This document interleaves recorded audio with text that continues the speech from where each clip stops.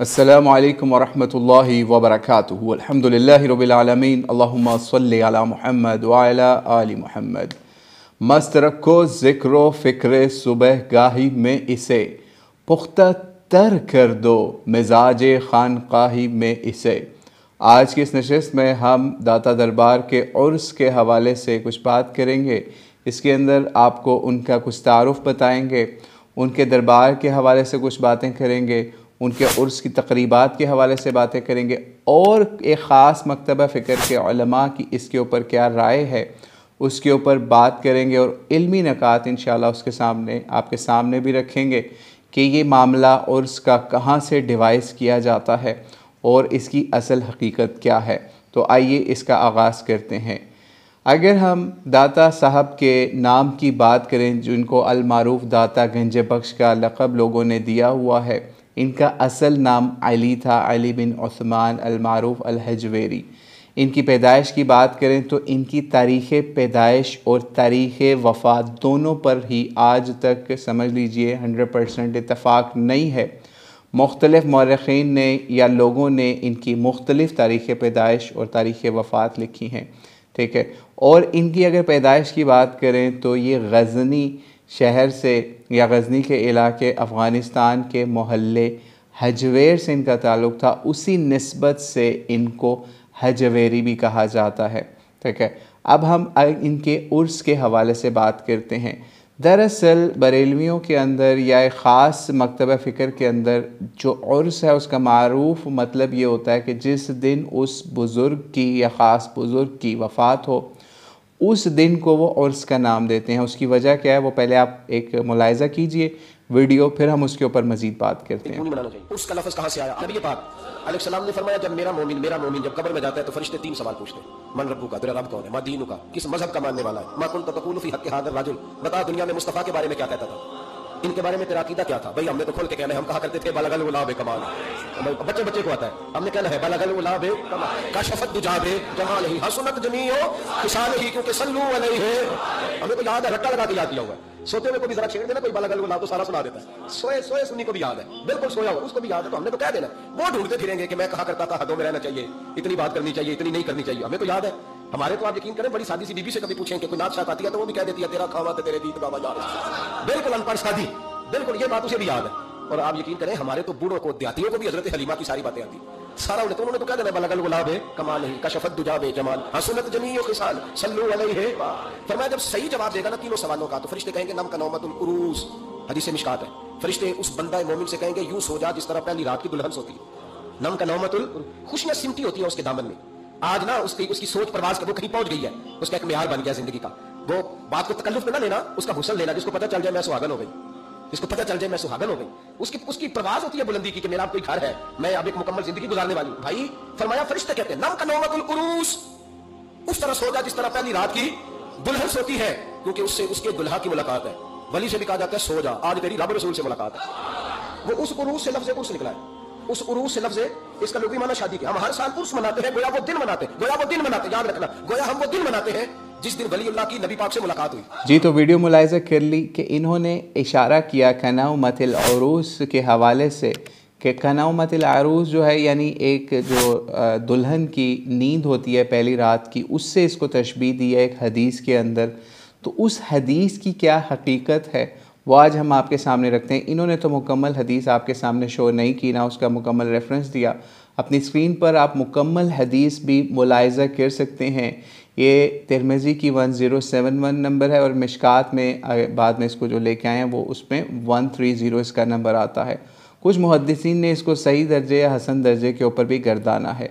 इस हदीस के अंदर आप बग़ौर पढ़ सकते हैं, असल में इसमें जो क़ब्र की ज़िंदगी है उसके हवाले से बात है। मफ़हूम हम बता देते हैं कि क़ब्र के अंदर जब आपकी तदफ़ीन होती है तो उसके ऊपर मुनकिर नकीर आपसे सवाल करते हैं और अल्लाह और रसूल के ऊपर ईमान की बात करते हैं। तो उसके हवाले से बात है कि जो बंदा नेक होता है उसको फिर वो सुला देते हैं और वो ऐसी नींद सोता है जैसे दुल्हन की नींद होती पहली रात की, ठीक है। और फिर उसको बाद में अल्लाह ताला ही उठाएगा।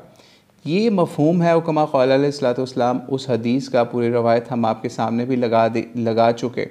आप उसमें देख सकते हैं कहीं पे ये नहीं है कि ये जो बंदा है ये जो बुज़ुर्ग होगा सिर्फ वली अल्लाह होगा, सिर्फ उसी के हवाले से ये अल्फाज आए हैं, ठीक है, यानी वो उस और उसके या दुल्हन के हवाले से, ठीक है।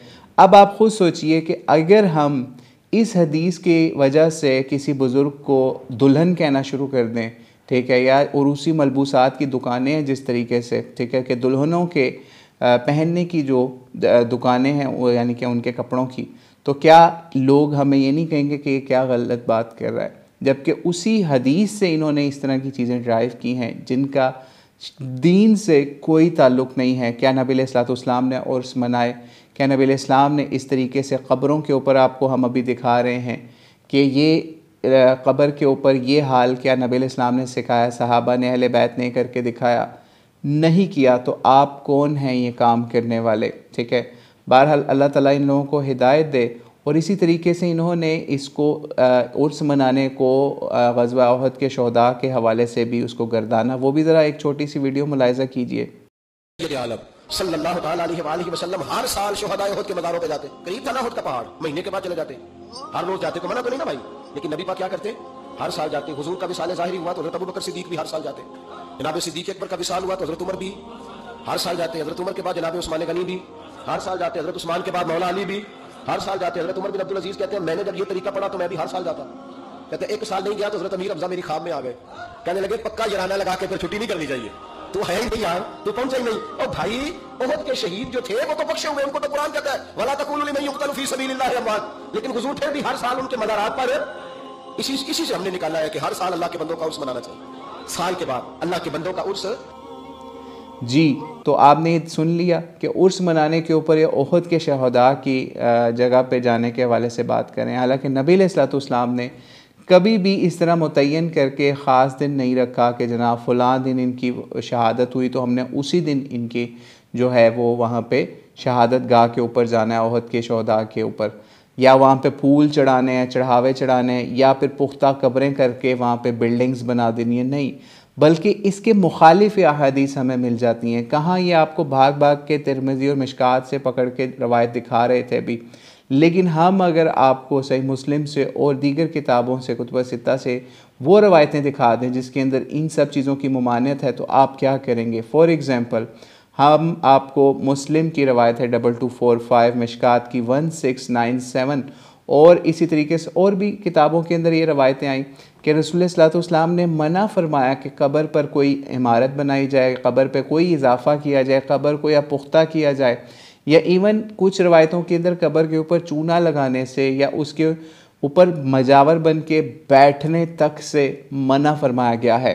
जब इतनी सख्त रवायतें आ जाएं फिर भी आप कब्रों के ऊपर मेले लगाएं और वहाँ पे महफ़िलें मुनक़्क़द करें और वो काम करें जिसका नबी अलैहिस्सलाम से कोई सबूत नहीं मिलता, जिसका कुरान पाक से कोई सबूत नहीं मिलता, तो आप ये कहें कि ये हमने ख़ुद घड़ी हैं चीज़ें, इसका दीन इस्लाम से कोई ताल्लुक़ नहीं है। तो अल्लाह ताला इन लोगों को हिदायत दे। और एक और आखिर में मुफ्ती इनके एक और मुफ्ती हैं, उनकी आपको वीडियो दिखाते हैं, वो भी देखिए कि कब्रों पे चादर चढ़ाने के हवाले से उन्होंने क्या बात की। फिर इसके बाद हम क्लोजिंग रिमार्क्स देते हैं इस हवाले से।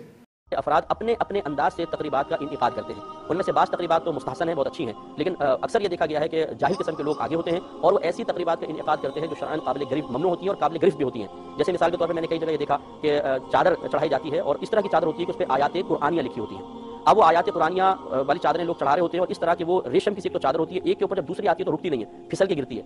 और जो शख्स वो चादरें वसूल कर रहा होता है, ये चादरें फिसल फिसल के उसके कदमों में गिर रही होती है, बल्कि मैंने अपनी आंखों से खुद ये देखा, कभी उन पर चढ़ भी जाता है।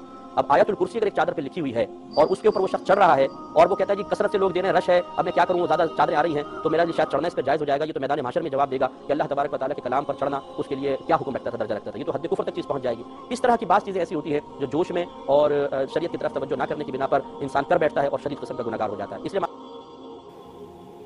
जी, तो आपने सुन लिया कि कब्रों पे चादर चढ़ाने के हवाले से और ख़ास तौर पे ऐसी जो रेशम की चादरें और इस तरह की चादरें जिनके ऊपर जो है वो कुरान पाक की आयत या नेक बातें लिखी हुई, वो उसके बारे में वो क्या फरमा रहे थे, तो ये भी उन्होंने मना किया। अब हम अगर मना करते, हालांकि जिस मकतबा फ़िक्र का ये काम है वो उसी का मुफ्ती ये मना कर रहे हैं इन लोगों को ठीक है। तो इनके मुफ्ती साहब भी ये चीज़ें मना भी करते हैं, लेकिन आप ये सोचिए इन लोगों ने ही ये काम ईजाद किए दीन के अंदर, तो इसलिए जो भी गुनाह होगा उसके सब का गुनाह इन लोगों के सरों पे भी जाएगा, क्योंकि इन्होंने ये जगह ईजाद की, ठीक है। क्योंकि इन्हीं के मकतबा फ़िक्र ने आज भी वहाँ पे इनके मकतबा फ़िक्र के उलमा मुजावर बन के बैठे हुए हैं या इन तकरीबात को कंडक्ट करवाते हैं। आप ख़ुद सोचिए कि इसी उर्स के ऊपर बहुत खालिस दूध गवाले लेके आते हैं और हाज़िरी देते हैं, और उस दिन बाकी जगहों पे लोगों को दूध नहीं मिलता, सिर्फ वहीं से आपको दूध मिलेगा। तो ये कहाँ का इंसाफ है कि सारा साल आप पानी डालें और इस ख़ास दिन पे दूध की सबील के अंदर आप खालिस दूध पेश कर दें। तो अल्लाह ताला इन गवालों को भी हिदायत दे जो कि पानी मिला दूध या फिर उसके अंदर केमिकल डाल के लोगों को पिलाते हैं, लेकिन उर्स के ऊपर खालिस दूध वो लेके जाते हैं। और इसके अलावा उर्स के हवाले से अगर दाता दरबार के अहाते या और उसके आस पास के इलाके आप देखें तो वो जराइम पेशा चरसियों की, भंगियों की और उसके अलावा अगवा की अमाजगाह हैं, और इवन ऐसे ऐसे गुनाहों की अमाजगाह हैं। उसके करीब ही आपको ऐसे ऐसे इलाके मिल जाएंगे कि हम अपनी ज़ुबान के ऊपर भी उनका नाम लेना मुनासिब नहीं समझते कि उन इलाकों की कहीं तशहीर ना हो जाए। यानी ये हाल है, यानी ये दरबार का ये फ़ैज़ है आप लोगों को कि आप उस फैज़ के ज़रिए से वो वाले बदनाम मोहल्ले या इलाके भी बंद नहीं आज तक करवा सके। तो अल्लाह ताला इन लोगों को हिदायत दे।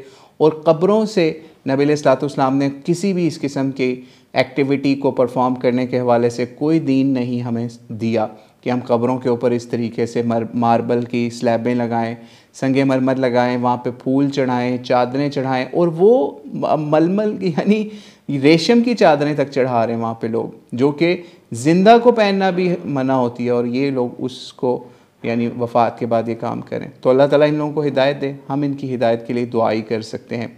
अल्लाहु आलम बिस्सवाब। अस्सलामु अलैकुम वरहमतुल्लाहि वबरकातुहू।